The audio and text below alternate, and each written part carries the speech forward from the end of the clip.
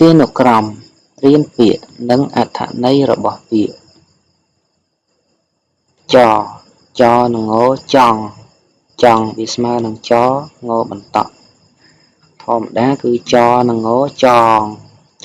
បន្តក់មួយចង់ពាក្យនេះគឺជាព្យាង្គតម្រួតភាសាវាមានជើងប្រកបបន្តទៅមុខអញ្ចឹងចនឹងងចង់ហើយរនេះប្រកបជាមួយនឹងស្រអៃចនឹងងចង់រកឡើយនេះត្រូវបានទាញសម្លេងទៅជាពួកអទៅជារអៃរៃចង់រៃសម្លេងពួកអូគឺរអីរៃអញ្ចឹងនេះគឺសម្លេងពួកអវាស្មើនឹងរអៃរៃចង់រៃថ្នាក់ពាក្យជានាមតើចង់រៃមានន័យដូចម្ដេច